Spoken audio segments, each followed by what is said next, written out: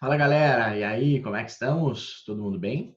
Espero que esteja todo mundo bem, que esteja tudo certo, tudo numa boa. Vamos conversar um pouquinho.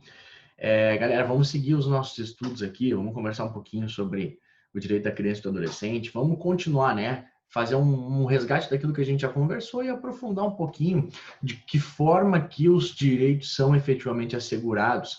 Aqui desde o primeiro momento, né, desde uma perspectiva constitucional, e a gente vai ver o plano mais intenso na perspectiva do ECA, mas agora a gente vai enfocar, digamos assim, nesse primeiro momento, na proteção constitucional outorgada aos crianças e os adolescentes, tá? Então, o que a Constituição diz? Que nós devemos nos preocupar especificamente com as crianças, os adolescentes e os jovens, tá? Deixa eu compartilhar minha tela aqui com vocês. Share, beleza. E vamos seguir o nosso baile, então. Opa, foi? Vamos lá, galerinha. Lembrando, ó, quem tiver qualquer dúvida, quem quiser fazer qualquer pergunta, quem quiser trocar uma ideia, bater um papo, desabafar, contar uma piada, dar umas risadas, entre em contato comigo, pode me chamar no Instagram, pode mandar um e-mail, estou 200% à disposição, tá? Vamos dar. Olha só.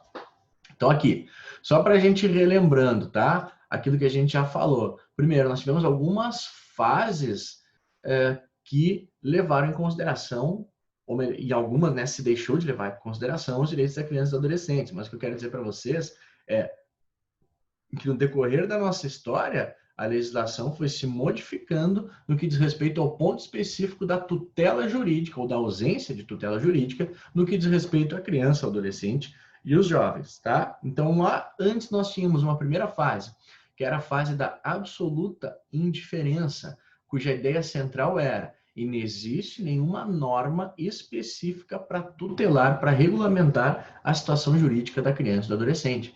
Então, não havia qualquer espécie de preocupação nesse sentido, tá? Não tem qualquer preocupação com a condição de criança ou de adolescente. Ela vai ser absolutamente desprezada, digamos assim, por ordenamento jurídico. Temos lá alguns direitos fundamentais, mas não direitos específicos da criança e do adolescente, tá? Então, a ideia central consistia no fato de que não havia normas tutelares dos direitos de crianças e adolescentes. Depois nós passamos para a fase de mera imputação penal. O que nós intencionávamos com a fase da mera imputação penal? Nós apenas objetivávamos a punição das condutas praticadas por crianças e por adolescentes. Então, nesse momento aqui, a preocupação era uma preocupação repressiva, sancionatória. Era simplesmente de atribuir uma espécie de responsabilidade repressiva no que diz respeito à condutas infracionais, né, condutas irregulares cometidas por crianças e adolescentes.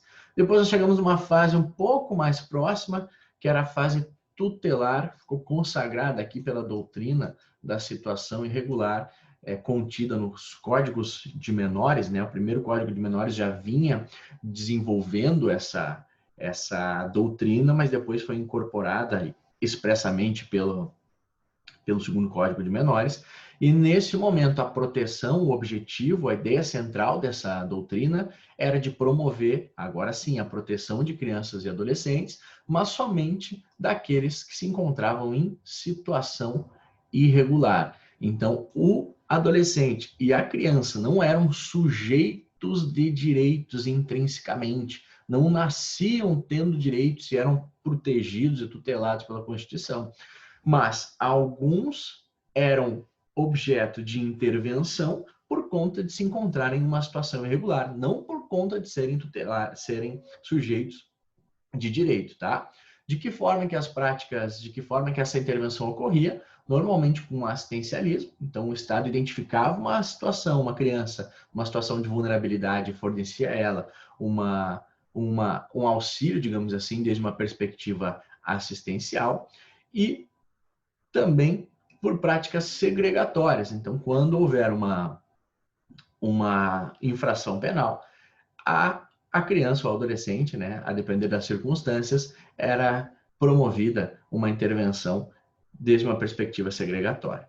Depois nós chegamos, galera, no que nós temos hoje, que é a doutrina da proteção integral. Ela foi consagrada aqui especialmente com a Constituição Federal e chancelada pelo ECA, embasada também em documentos internacionais, mas a ideia central da doutrina da proteção integral é que as crianças e os adolescentes, agora sim, são considerados como sendo sujeitos de direitos. Então, ó, a criança e o adolescente, eles têm direitos que devem ser tutelados.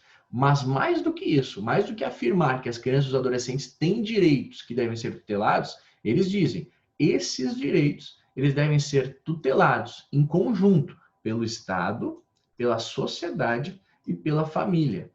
Então, há uma espécie de rede aqui para conseguir fornecer a proteção necessária para as crianças e para os adolescentes. Então, além de serem sujeitos de direito, que devem ser assegurados pelo Estado, pela sociedade e pela família, esses direitos devem ser assegurados com absoluta prioridade e devem levar em consideração a situação peculiar de pessoa em desenvolvimento. Então, vejam a intensidade da proteção que se promoveu à criança e ao adolescente com a doutrina da proteção integral. Tá? Houve aqui uma espécie de ruptura paradigmática no que diz respeito à concepção da criança e do adolescente no âmbito do nosso ordenamento jurídico. Tá, galera? Vamos adiante.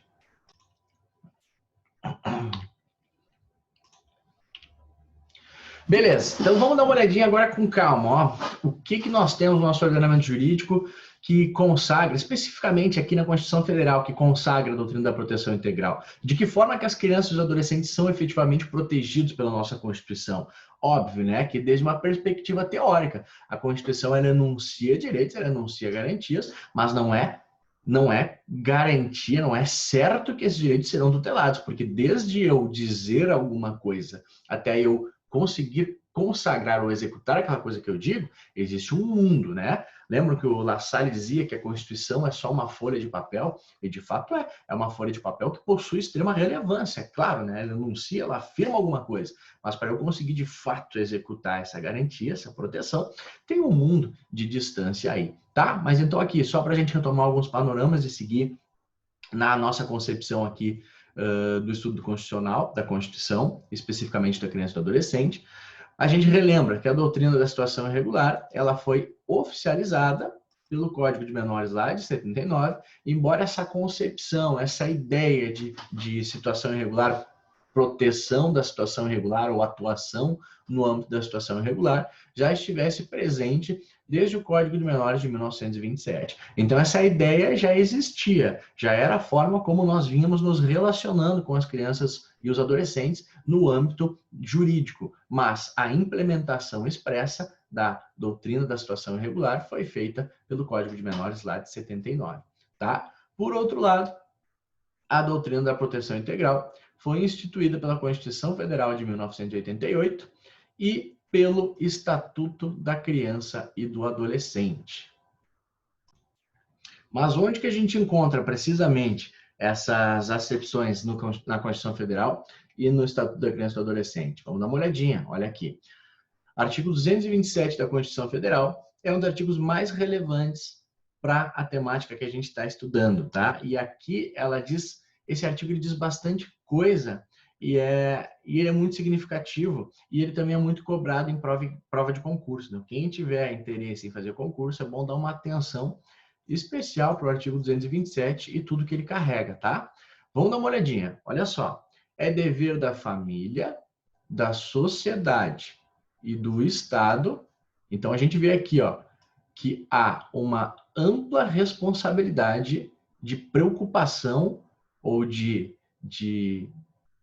fazer com que os direitos das crianças e dos adolescentes sejam, de fato, assegurados. Então, não é só incumbência do Estado, não é só incumbência da família, é incumbência da sociedade, do Estado e da família, tá? É dever da família, da sociedade e do Estado assegurar a criança, ao adolescente e ao jovem. Então, aqui de novo, ó, a quem está se referindo o artigo 227. Às vezes perguntam, é a criança ou o adolescente? Ao adolescente é o jovem. Não, ele é expresso ao afirmar a criança, ao adolescente e ao jovem.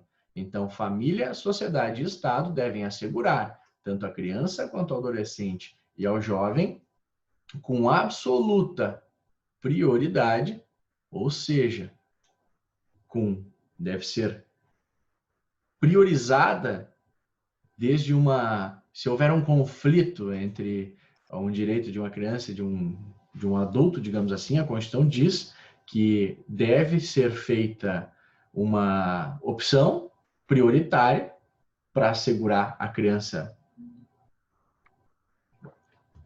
ao adolescente e ao jovem, os direitos a seguirem enunciados, o direito à vida, o direito à saúde, o direito à alimentação, o direito à educação, o direito ao lazer, o direito à profissionalização, à cultura, à dignidade, ao respeito, à liberdade e à convivência familiar e comunitária, além de colocá-los a salvo de toda forma de negligência, discriminação, exploração, violência, crueldade e opressão.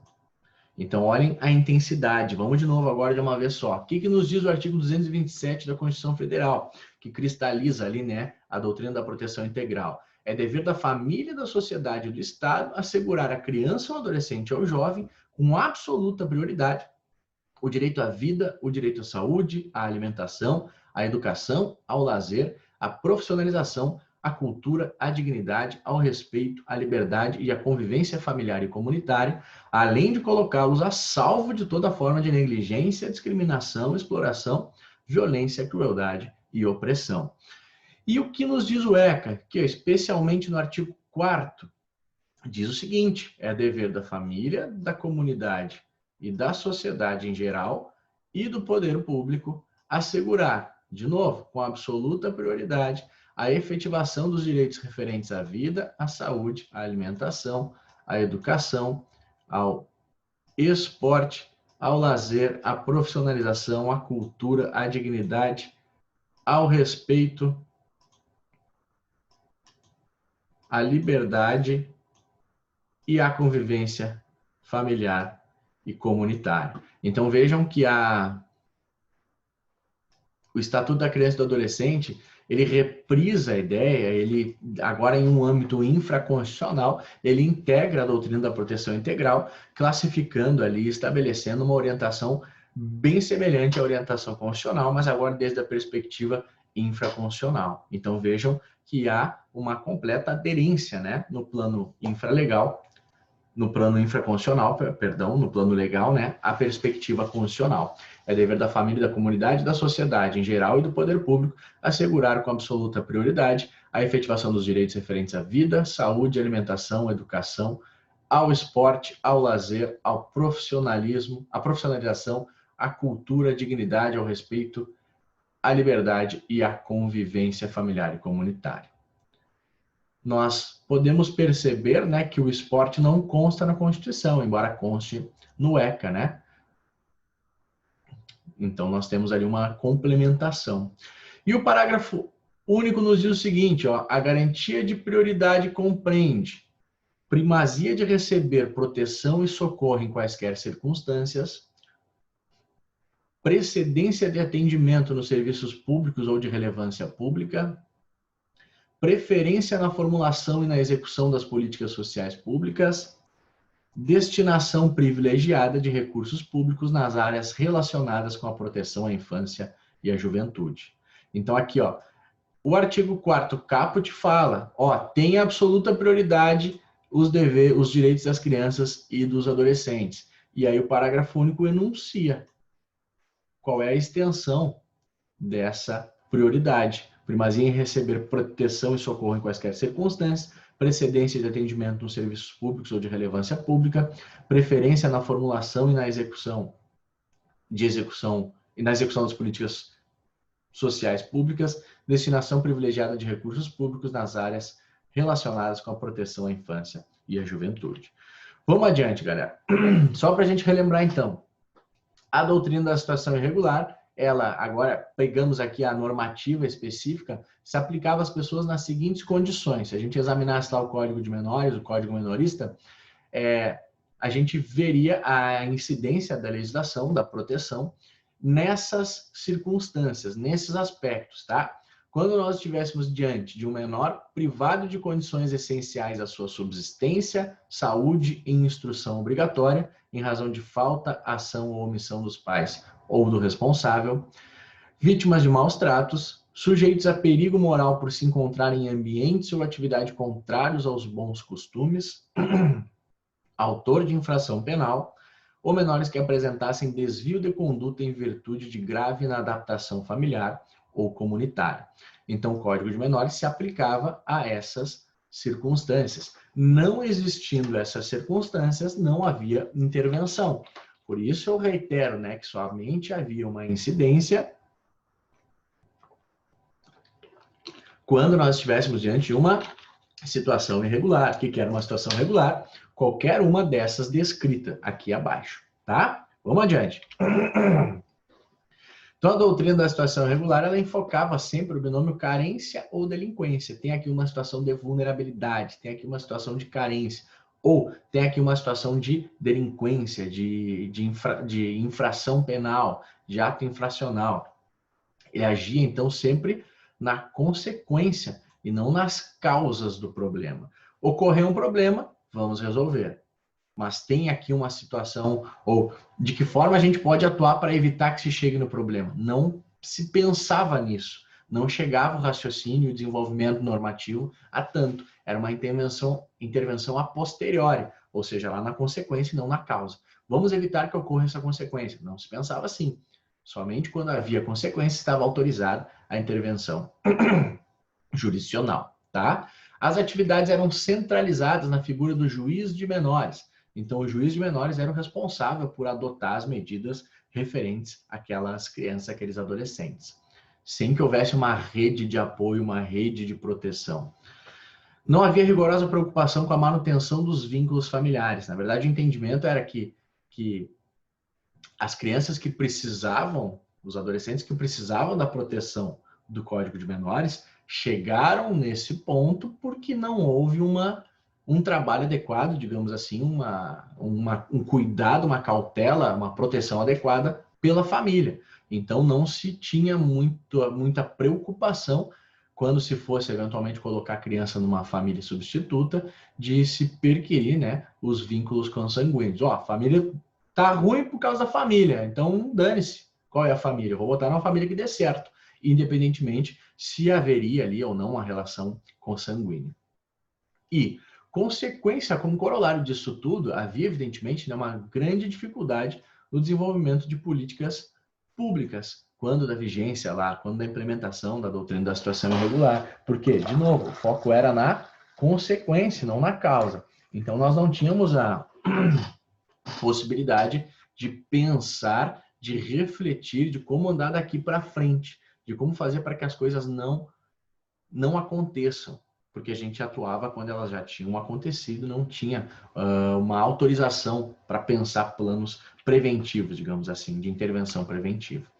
Então, não era uma doutrina garantista, porque ela não enunciava direitos, como nós temos, né, na Constituição Federal, como nós temos no ECA. Simplesmente, ela definia, relatava uma situação irregular e determinava a ação nessa situação irregular. E o direito, ele não era, o menor, ele não era sujeito de direitos, ele era um objeto de proteção. Aquela criança, aquele adolescente, aquele menor está em uma situação complicada, vou lá resolver aquela situação. Eu preciso proteger, mas não porque ele intrinsecamente nasce como sendo sujeito de direitos, tá? Então, a atuação era, no menor, era como uma espécie de objeto de proteção e não como ele sendo sujeito de direitos, tá?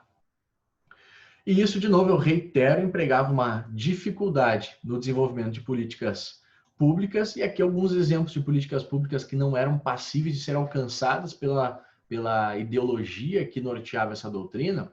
Por exemplo, a construção de escolas, a realização de atendimentos de pré-natal, transporte escolar, direitos fundamentais. Esses direitos, né, hoje que nós consideramos fundamentais, eles não eram alcançados e não eram passíveis de inserção e de afirmação, porque eles não eram passíveis também de tutela jurídica, porque não estavam previstos como nas hipóteses de intervenção. Então, tudo aquilo que a criança tem de direito por ser criança, por ser adolescente, inclusive de ter uma adequada saúde, crescimento, digamos assim, hoje é afirmado, hoje a gente consegue verificar, porque a criança tem o direito. Agora, a gente não conseguia chegar antes, estabelecer essas medidas específicas aqui, porque a intervenção surgia quando? Surgia quando dava alguma coisa errada. Então, não se pensava como uma forma de evitar que acontecesse algo errado, tá? Mas vamos adiante aqui. Galera, agora a gente chega aqui na doutrina da proteção integral. E eu falei para vocês, né? Vamos enfatizar assim, ó. A gente já tem uma ideia do que ela é, mas eu quero dar uma olhada com vocês no que a Constituição nos afirma sobre ela, tá? E quais são os principais pilares dela. Então, aqui, houve um rompimento paradigmático desde a perspectiva da Constituição, aliás, desde a edição da Constituição Federal de 1988, depois chancelado pelo Estatuto da Criança e do Adolescente, lá em 1990, isso operou um rompimento paradigmático com o que nós tínhamos anteriormente, com o Código de Menores. Porque, de novo, né, o Código de Menores ele não assegurava, não enunciava direitos intrínsecos às crianças e os adolescentes, mas as via como objeto de proteção. Ao passo que a Constituição e o ECA enxergam precisamente a criança, o adolescente e o jovem como titulares de direitos fundamentais. Então, eles são expressos ao dizer que nós devemos cuidar das crianças, dos adolescentes e dos jovens, tá? Vamos de novo dar uma olhada no 227, porque eu falei para vocês que ele é bem importante, né, galera?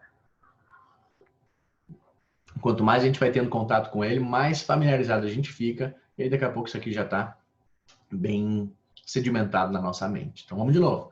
Aqui na Constituição, né? É dever da família, da sociedade e do Estado assegurar a criança, ao adolescente e ao jovem com absoluta prioridade, eu reiterei aqui, ó, não esqueçam, com absoluta prioridade, o direito à vida, à saúde, à alimentação, à educação, ao lazer, à profissionalização, à cultura, à dignidade, ao respeito, à liberdade, à convivência familiar e comunitária, além de colocá-los a salvo de toda forma de negligência, discriminação, exploração, violência, crueldade e opressão. Seguindo essa perspectiva orientada pela Constituição Federal, o ECA estabeleceu uma série de políticas públicas a serem desenvolvidas por todos os entes federativos. Então, a União, o Estado e o município devem atuar agora com a criação de uma série de políticas públicas para fazer com que se garantam os direitos enunciados, tanto na Constituição quanto no ECA. Lembra que a gente falou que não adianta eu ter uma descrição normativa sem que eu tenha, de fato, a mão na massa? Então, nós temos a descrição normativa e o ECA estabelece ali algumas políticas que devem ser criadas para que a gente consiga gerar aderência ao que é previsto e ao que de fato é executado. Mas um ponto bem importante da gente salientar aqui é que a ênfase no que diz respeito às políticas públicas, a ênfase no que diz respeito à atuação na proteção da criança e do adolescente é no município, tá? É o princípio da municipalização que vige, que impera no Estatuto da Criança e do Adolescente, tá? Por que se considera que o município é o ente federativo mais importante para levar a cabo essas mudanças, para implementar essas políticas? Porque se entende que ele é aquele que está mais próximo da realidade de cada comunidade. Ele sabe como, ou pelo menos deve saber, como que funciona cada comunidade, as particularidades de cada local. A gente sabe, né? O Brasil é muito, muito, muito grande. Se a gente for de uma ponta para o Brasil até a outra, nós temos diferenças ali praticamente inexpressáveis. Então, eu implementar um programa nos mesmos moldes que eu estou implementando aqui no Rio Grande do Sul, dificilmente vai ter o mesmo impacto e vai ter a mesma efetividade, vai precisar do mesmo modelo lá no Nordeste. Por isso que eu preciso da peculiaridade daquele ponto, da peculiaridade daquele local para fazer com que o programa funcione. Eu lembro que uma época eu fui voluntário num programa que se chamava Justiça Comunitária, que era um programa desses municipais para jovens. Eu era advogado lá. E de fato, era o fato de o município executar era bem salutar, porque o município ele tinha o conhecimento até mesmo das pessoas responsáveis, que deveriam ser responsáveis para que aquele programa desse certo. Então, eles já sabiam que o fulaninho deveria fazer não sei o quê, que o ciclaninho deveria fazer não sei o quê, que o beltraninho conhecia bem a região. Então, o cara tá ali, o cara vive ali todo dia, ele tem conhecimento de como que funciona aquela cidade. A sociedade, a cidade, né? Quem fez criminologia lá, a Escola de Chicago, a cidade é um organismo vivo. Ela vai se modificando com o passar do tempo e de acordo com as coisas que vão acontecendo. E quem tem, portanto, conhecimento, consegue acompanhar essas modificações, tem uma maior vantagem, pelo menos em tese. Tá? Então, no ECA, vigora o princípio da municipalização. A ênfase na adoção e na promoção dessas políticas públicas é conferida ao município. Também, outro fator que se modificou é que as atribuições agora não se concentram mais no juiz. Antes era o juiz dos menores, né? Agora nós temos o juiz da infância e da juventude. É óbvio, ele mantém competência jurisdicional, ele condena, por exemplo, um ato infracional, ele regulamenta, né, procedimentos de guarda, ele tem uma atuação ainda bastante ampla, mas não fica tudo na mão dele. Tem uma rede que trabalha ali na assistência e na implementação e na efetivação das garantias das crianças e dos adolescentes. Não se centraliza mais tudo no juiz, mas evidentemente o juiz mantém a sua competência jurisdicional, tá? E outro ator que ganhou bastante destaque, bastante importância, bastante relevância com a doutrina da proteção integral é o Ministério Público. O Ministério Público, com a adoção da doutrina da proteção integral, com a implementação da Constituição Federal, com o Estatuto da Criança e do Adolescente, adquiriu bastante relevância na afirmação dos direitos das crianças e dos adolescentes. Então, ele pode demandar, eventualmente, em favor deles, os processos que têm interesse de criança e adolescente, o Ministério Público oficia, ele participa, ele fiscaliza, ele tem um papel bem importante para que se faça valer as disposições lá do artigo 227 da Constituição Federal e do artigo 4º do ECA, além de todos os outros especificamente, né? O que mais? Galera, agora aqui, ó, existem alguns aspectos que a gente pode considerar de modificação no Código de Menores e no Estatuto da Criança e do Adolescente. A gente já falou sobre os mais importantes, mas eu trouxe essa tabelinha aqui, desenvolvida pelo Leonardo Narciso Brancher, só para a gente dar uma olhada, para a gente complementar e tentar acrescentar o máximo de informações possíveis, tá? Então aqui, desde uma perspectiva doutrinária, o Código de Menores estava embasado na situação irregular e o ECA na proteção integral. Qual era o caráter dessa intervenção, desse cuidado? No Código de Menores era um caráter filantrópico, não se fazia quase que ali um favor. No ECA era uma espécie de uma política pública. Fundamento da intervenção eminentemente assistencialista, aquela criança, aquele adolescente está numa situação irregular, vamos auxiliar. No ECA é um direito subjetivo. Toda criança e todo adolescente tem, com absoluta prioridade, direito à vida, à educação, etc, etc. Centralidade, o órgão responsável, né, e na maior parte das ações para executar projetos e medidas. Aqui era o judiciário, o juiz dos menores. Agora é o município. A competência de execução, quem que deveria executar as ações? União e os estados, lá no Código de Menores, e no ECA, o município. Poder decisório. Ele era centralizador, centralizado aqui na figura do juiz dos menores. No ECA é participativo, uma série de instituições, uma série de órgãos participam para possibilitar a decisão mais acertada. Então, vários olhos examinam o mesmo objeto para possibilitar qual é a decisão mais justa, mais adequada naquele caso, que mais protege a criança e o adolescente. No que diz respeito ao aspecto institucional, aqui, preponderância estatal, né? O Estado é que vai resolver aquele problema, aquela situação irregular. No ECA, nós temos a cogestão com a sociedade civil. Lembram, né? O que o 227 fala? Família, sociedade e o Estado. A organização piramidal e hierárquica, não havia muita, digamos assim, espaço para uma espécie de diálogo, era uma situação hierárquica. E aqui nós temos uma rede. Então, uma rede de vários órgãos, de várias instituições que dialogam para buscar sempre a melhor solução. E a gestão monocrática e no ECA democrática. Tá, galera? Só para a gente ter uma ideia de como que as decisões são tomadas assim, de forma participativa, que tem um caráter de rede, numa audiência de um ato infracional, por exemplo, num processo, numa representação contra uma criança ou contra um adolescente, o juiz, antes de tomar a decisão, ele vai ouvir as assistentes sociais lá do estabelecimento no qual a criança ou adolescente está internado. Então, o juiz está lá, pronto para tomar a decisão, mas ele vai ouvir. E aí, o que vocês acham? Percebam que não é algo direto, não é o que fica... O poder de decisão é do juiz, claro, mas é um diálogo, né? Então, ele tem essa orientação, essa filosofia, isso acaba passando por tudo que diz respeito, né, às crianças e adolescentes, e é assim que deve ser. Aqui, ó, o que a gente estava vendo, no que diz respeito ao caráter. A proteção à criança e adolescente no Código de Menores era encarada como uma caridade prestada pelo Estado e pela sociedade. No ECA, nós asseguramos os direitos das crianças e dos adolescentes como política pública. É um dever do Estado exercer essas atividades. Sobre o fundamento,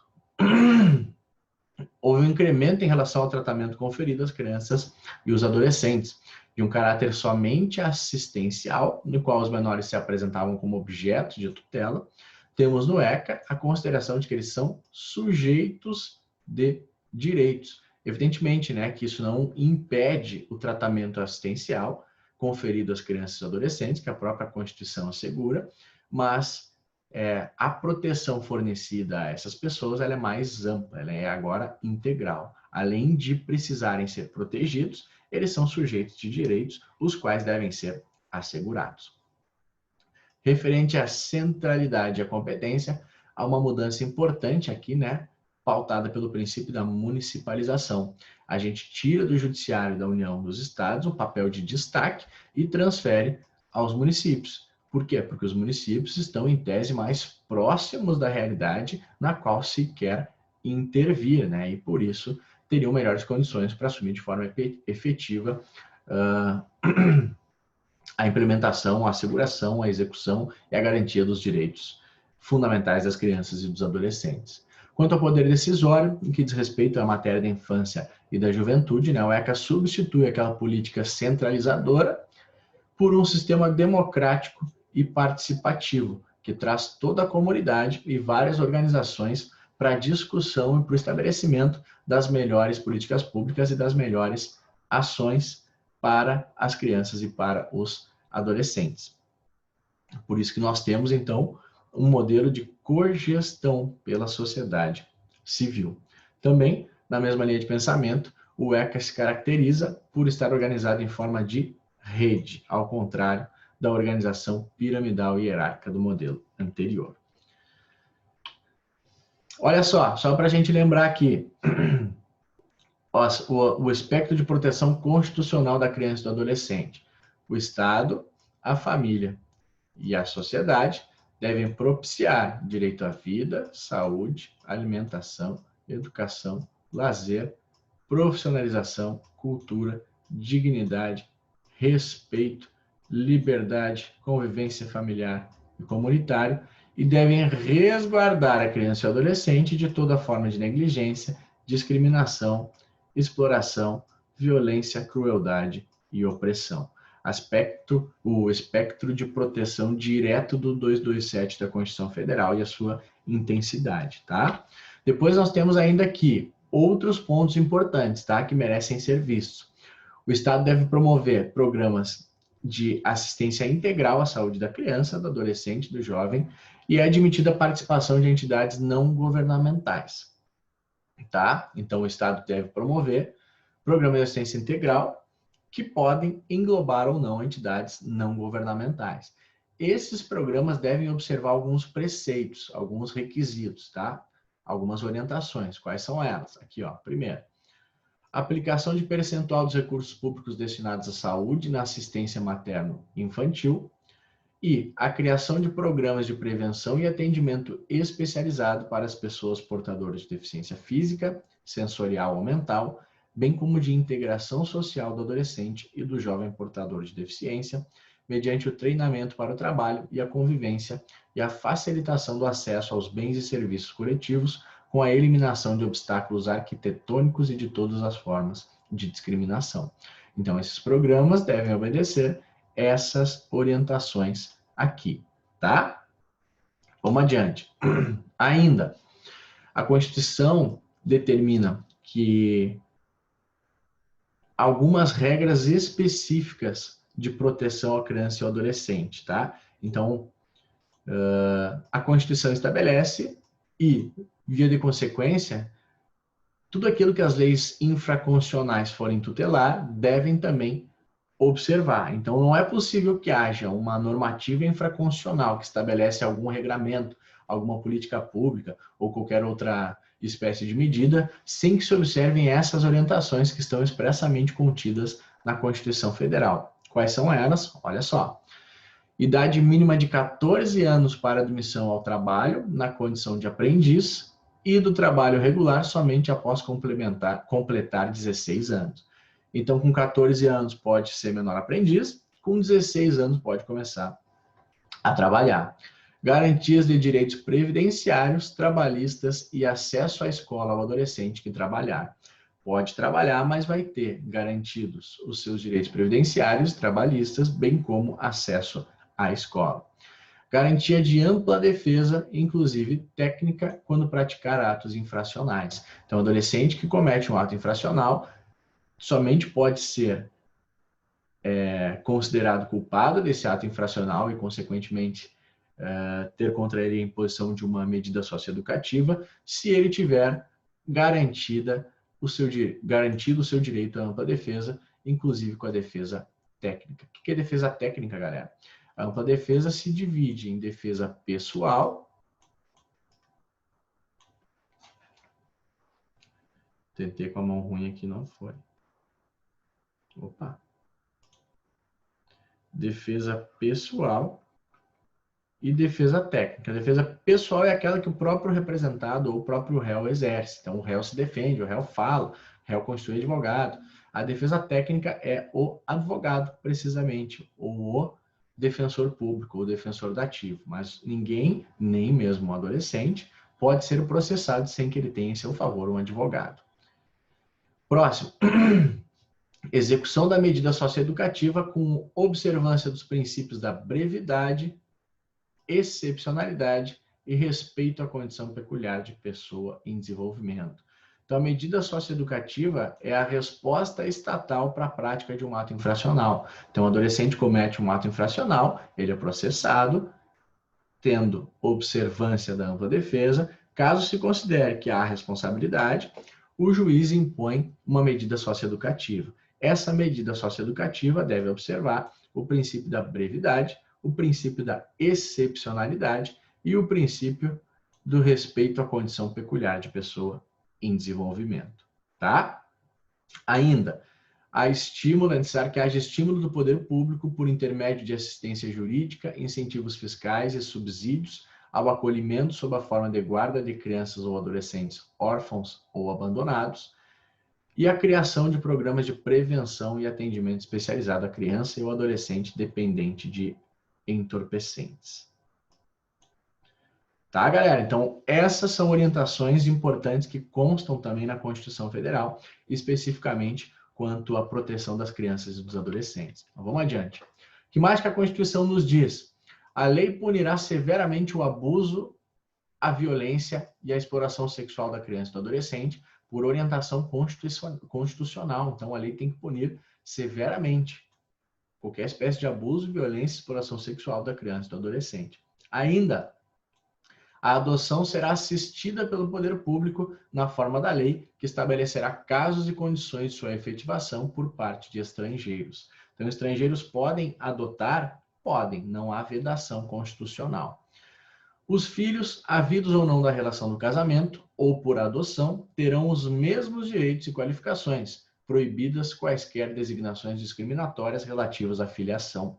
Então, filho é filho. oriundo do casamento, oriundo de adoção. Não tem nenhuma diferença sobre a relação jurídica estabelecida, a vida surgida dessa circunstância, tá? São penalmente inimputáveis os menores de 18 anos, sujeitos às normas da legislação especial. Então, quem vai responder por um processo criminal? Quem comete um crime com 18 anos ou mais. Menores de 18 anos não respondem processo criminal. Menores de 18 anos respondem por um ato infracional, vão responder nos termos ali do Estatuto da Criança e do Adolescente. Então, são inimputáveis. A Constituição considera que alguém que não tem atingido ainda 18 anos de idade não tem possibilidade de ter um discernimento suficiente para responder um processo penal na condição de adulto, tá? Então, são inimputáveis, penalmente inimputáveis, os menores de 18 anos. 17 anos, 11 meses, 25 dias é inimputável? É sim inimputável, tá? Ainda, os pais têm o dever de assistir, criar e educar os filhos menores, e os filhos maiores têm o dever de ajudar e amparar os pais na velhice, carência ou enfermidade. É o princípio da solidariedade entre os ascendentes e os descendentes. Então, os pais têm o dever de assistir e cuidar dos filhos, assim como os filhos maiores, têm o dever de ajudar e amparar os pais na velhice, tá? Disposição constitucional. Galera, trouxe aqui, ó, pra gente... Eu acho isso muito importante. Eu sei que vocês não gostam. Ah, lei a lei, é cansativo, mas isso é fundamental, galera.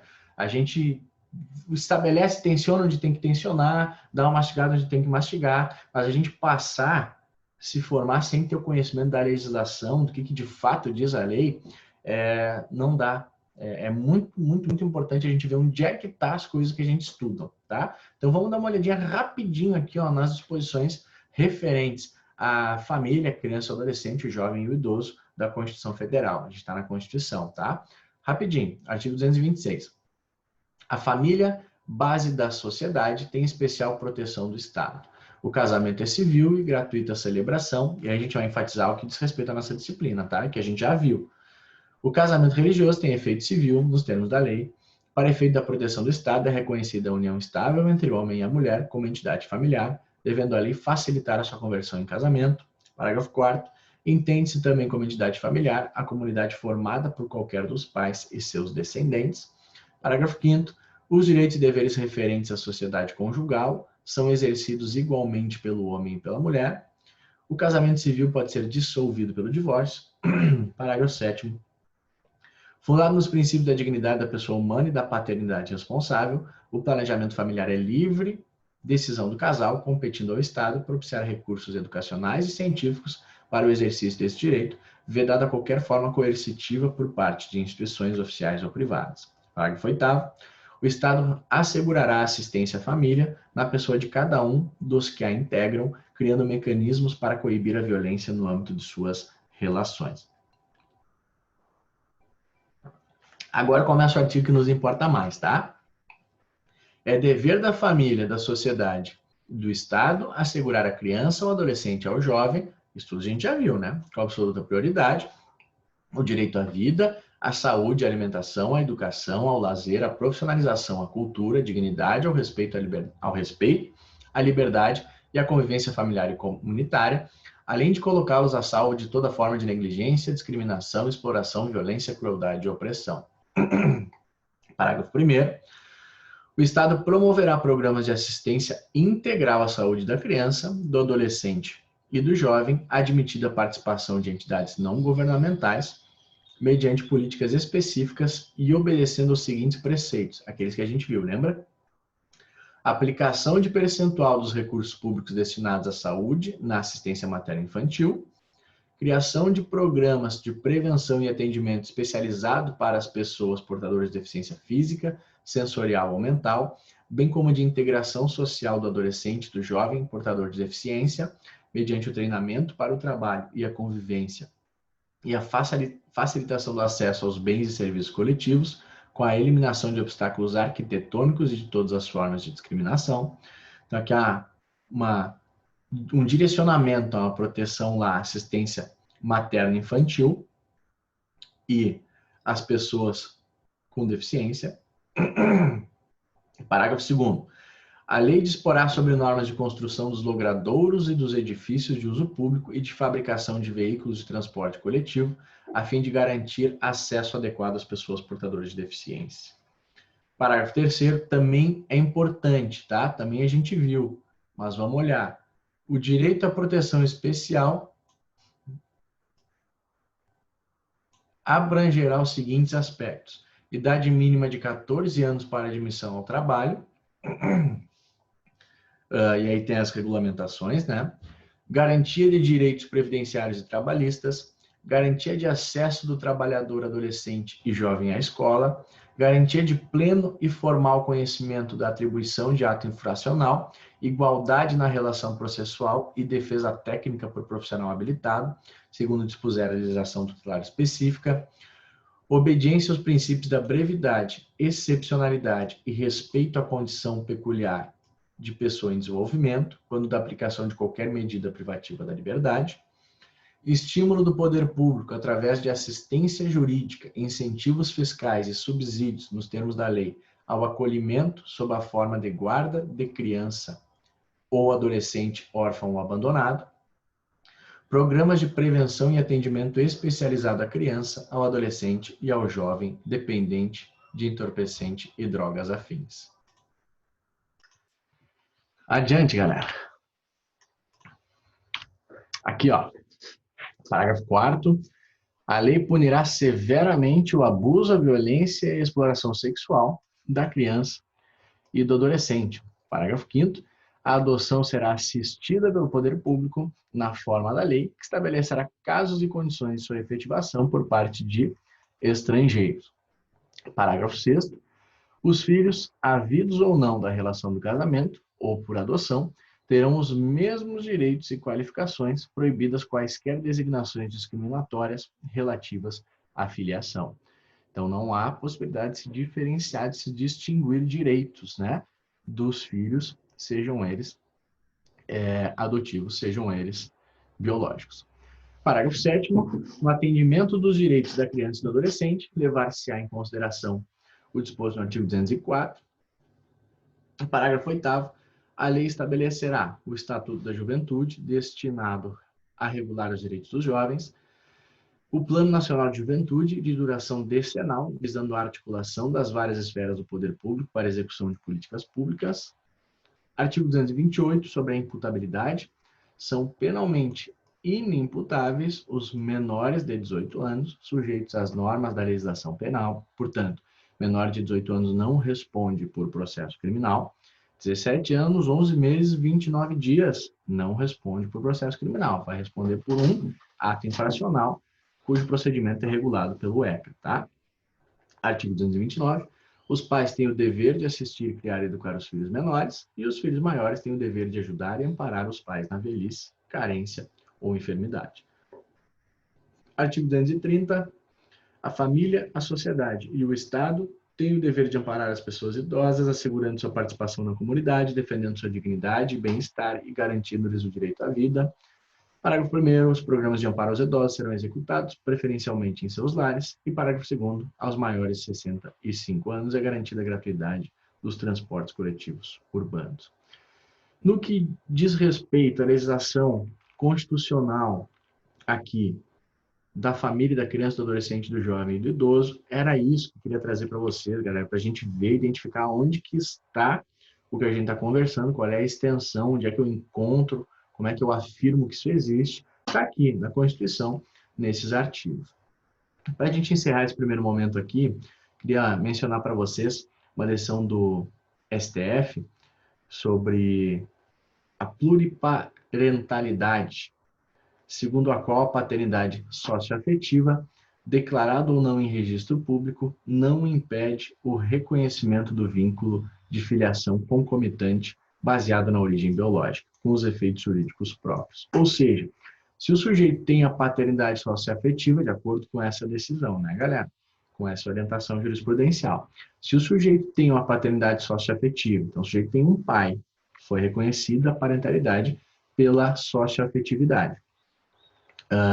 Nada impede que se reconheça a parentalidade biológica. Então, é possível, por exemplo, que se postule com os efeitos jurídicos próprios, né? Disso decorre, por exemplo, que se postule, eventualmente, um pedido de alimentos, de pensão alimentícia, né? Ou todas eventuais repercussões oriundas do reconhecimento dessa paternidade. Tá bem, galera? Por enquanto era isso, em seguida a gente volta e qualquer coisa que vocês precisarem já sabem, né? Prenda um grito, tô com vocês. Valeu, beijos no coração.